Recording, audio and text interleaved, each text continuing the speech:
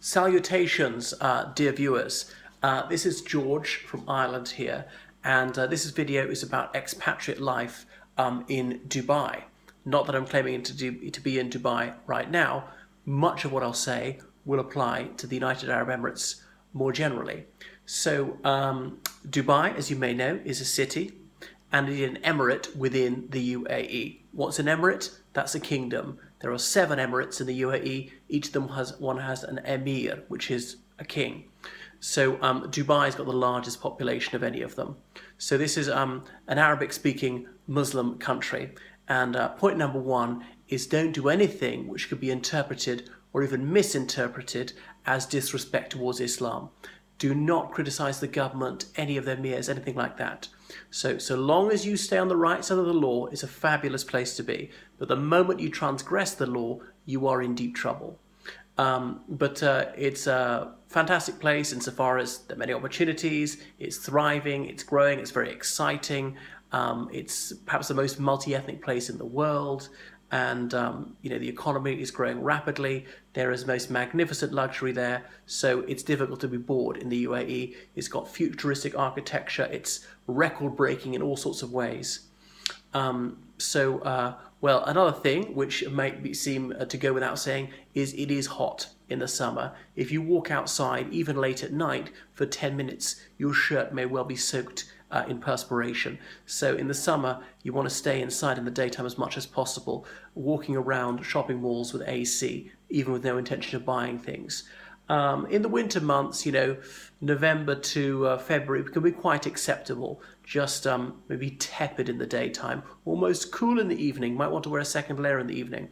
But this video is primarily addressed to the more affluent expatriates who are in white-collar jobs, those who can get out for June, July and August. Often those are school holidays because it's just so roasting hot in those months.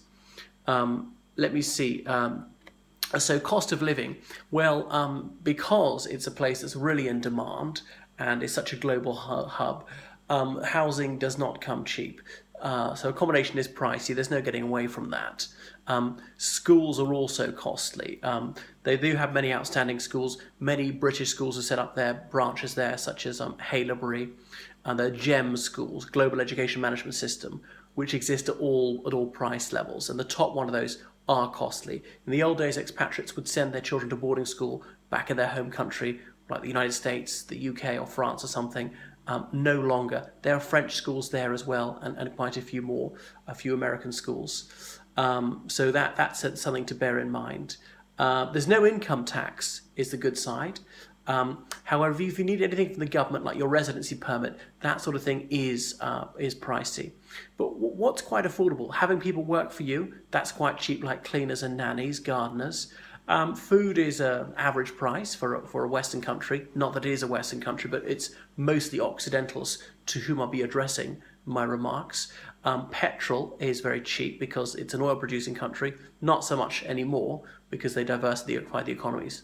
Not much left in terms of hydrocarbon. Let me see. Cigarettes are very affordable. There's low tax on those. However, alcohol, there's quite a hefty tax on that. Let me see. Getting around, there's an excellent taxi system where you can order them on the phone and they come to you pretty quick and they're very reliable and they're very affordable. The metro, likewise, is very cheap. So is the bus system. You can get these transport cards, just touch in, touch out all the time. Flights are very cheap as well to anywhere in the region or even to further afield, because Dubai Airport is one of the biggest in the world. There's Dubai International Airport and Dubai Al Maktoum Airport.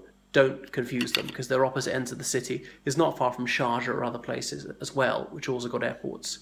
So another thing is, in Dubai, alcohol is permitted by law only in hotel bars. So any pub you'll see will be attached to a hotel. If you are a non-Muslim, you can register as an alcoholic. Okay, alcohol drinker, I should say, and buy and spend money on that. You can only spend up to 20% of your income on alcohol. I don't know how people cope spending only 20% of their money on alcohol. The rest they just waste and take that home. So there are nightclubs. There's not a lot nightlife going on. So if you want to go out for a fantastic evening, you can have great fun there. And at live music venues, there are concerts. theatres and cinema, things like that. There's classical music events as well as outdoor concerts.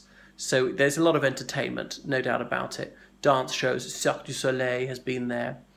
But one thing is, obviously, don't give alcohol to someone who is Muslim. You can be in trouble for doing that. People call it bootlegging. So, yeah, entertainment. They're horse races, world-class horse races, and they have them in October when the weather's slightly cool. Camel races. There's a thing called the Hash. No, not what you might think. That's a sort of jogging event. People get together. They say they're a drinking club with a running problem. And it's for people of all standards of jogging, so we're not fast at all. It's a social thing, not competitive. A lot of people go sailing, join sailing clubs. There's an important distinction between that and a yacht club. Sailing club is middle class, no dress code, as opposed to a yacht club, which is upper class, and people try and be very she and a bit snooty. So a lot of beach parties, or just go swimming, jet skiing, flyboarding. You can hire all that sort of thing, paid to ride a camel up and down the beach or take riding lessons. There are lots of rugby clubs, football clubs, even people who are not particularly good. The Dubai Sevens goes on, so that's another fabulous event to witness.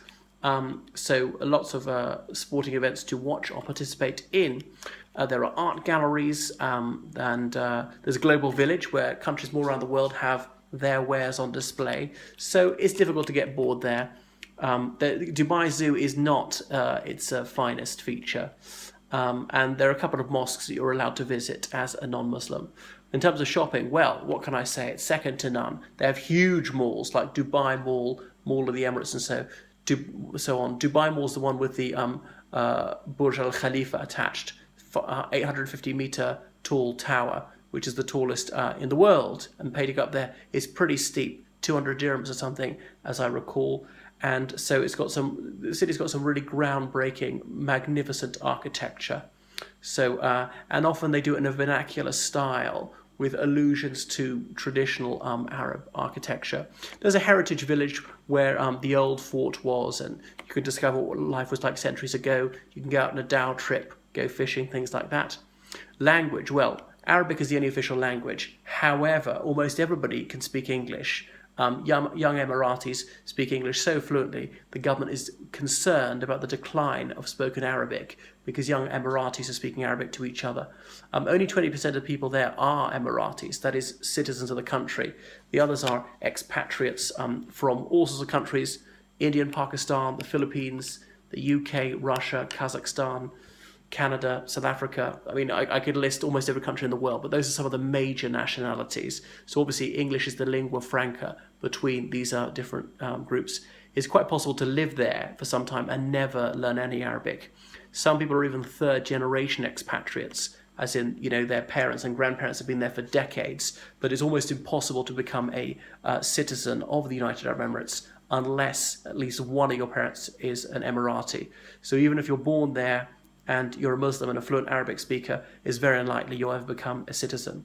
So it's a fun place, and there's a lot going on there. And there are many companies in the financial sector, law firms, things like that.